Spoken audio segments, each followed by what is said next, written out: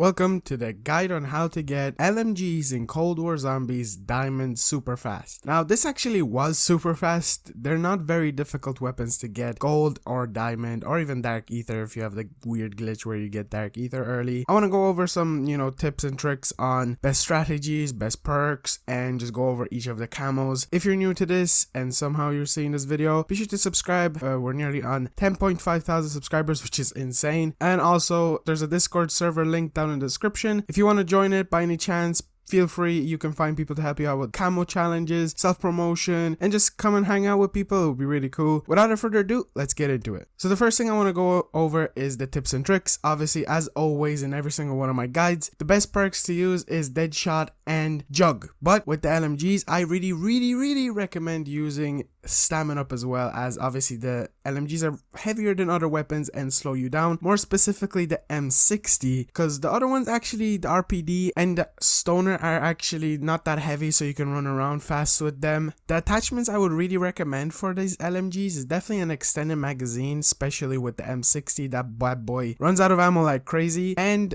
some kind of an ACOG scope on them. Those are my preferred ones to use for the headshots and critical headshots, those kills that you need for the camos. The field upgrade that is the best in my opinion is a Ring of Fire, as it does kind of take ammo from your stock if you have it fully upgraded to level 3. Now that's what I fully recommend, to have it to level 3. Aether Shroud I would not recommend actually. I'm slowly but carefully kind of straying away from Aether Shroud, especially with LMGs. You just kind of need that more power to the weapon. It will make your life so much easier, and once you get all the levels unlocked, whenever double XP comes around again, that's one thing I'll recommend. You can get through these camos in like one game. I got critical kills super fast with the use of the field upgrade, Ring of Fire, and ACOG scopes, and training around in spawn in the machine specifically doesn't matter what map you use. The first camo challenge is Grunge, which is just 2,500 kills. This will not be any issue if you're leveling up the gun, let's say in zombies. If you're leveling it up in multiplayer, probably with your progression to get the critical kills and the pack-a-punch kills and stuff like that, you will get Grunge done. So Grunge is absolutely no issue in my opinion. Liquid is the next camo, and that is 2,500 critical kills. This one is actually more easier than I thought it would be, even though the gun does sometimes like to aim under like chest and stuff, which sometimes doesn't count as a critical shot. So I really recommend getting Deadshot Daiquiri, and if you're on controller, I would recommend using the aim assist abuse of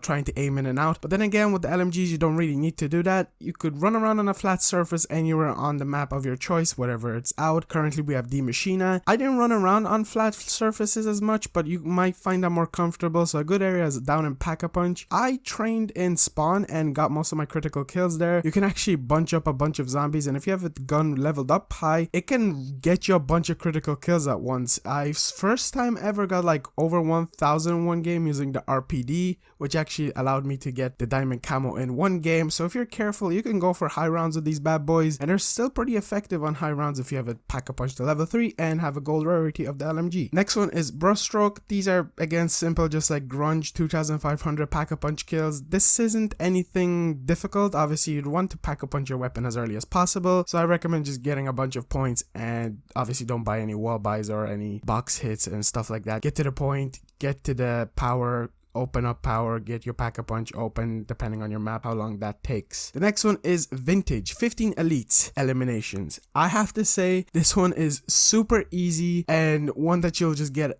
done in no time. I found myself surprised because I was done with the 15 elites in like a few games. Obviously one elite is this big dude that is currently in D Machina. What you have to do is kill only one of his splits with the weapon of your choice that you're going for diamonds. So the LMGs in this guide, it wasn't that difficult. Obviously field upgrade Ring of Fire will make your life even more easier and more powerful, but the LMGs are ridiculously strong. Even on higher rounds on them, if you go for the headshots, you can get them done really fast, and elite ones shouldn't be any issues, especially with the LMGs considering how powerful they are. Fauna, 10 kills rapidly 10 times is just another one that I only recently was like, oh wait, that's a camo challenge, because I already had this done for most of my LMGs as I was working for my, let's say, critical kills and stuff like that. So 10 kills rapidly. One thing that I recommend is definitely Ring of Fire, as I've mentioned, and have the zombies bunched up. That's a really good method, just having them in one big area. So if you're training them, and just unload your ammunition on them, and that should not be an issue in any way. Topography, 3 or more critical hit kills 25 5 times. This one is again not difficult if you're doing my method as I've mentioned in liquid. Just have them bunched up in any flat surface or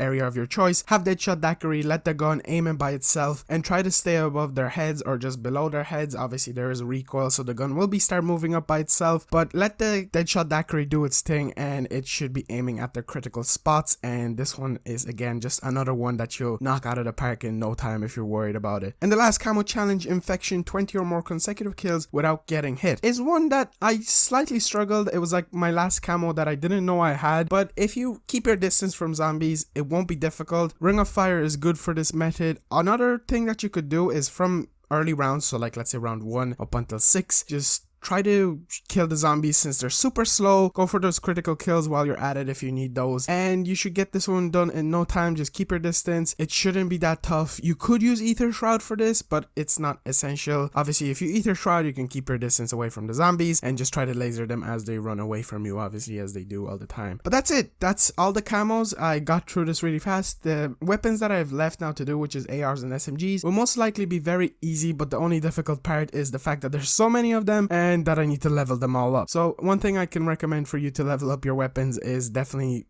buy the battle pass. Use the double XP in the battle pass to level up your weapons, and also wait around for double XP to come out. But the LMGs were really fun to get done. The only thing that I struggled with was the critical kills, but then again I found out that you can just stay up until really high rounds with these bad boys. They are some powerful ass weapons. So again, the next weapons that I will most likely have a guide up, I don't know when, but I will start grinding straight after I'm done this video, is either SMGs or ARs. I think I'll go for ARs because I kind of want to have them done and dusted and get Dark Aether on them. But yeah, if you guys enjoyed, subscribe, like, comment, join the Discord. I will see you on the next one. But before I leave, Merry Christmas, and I hope you all have a Happy New Year. I know it's literally just around the corner, and if you don't celebrate Christmas, I hope you just have a great time and holiday. I'll see you in the next one. Peace out.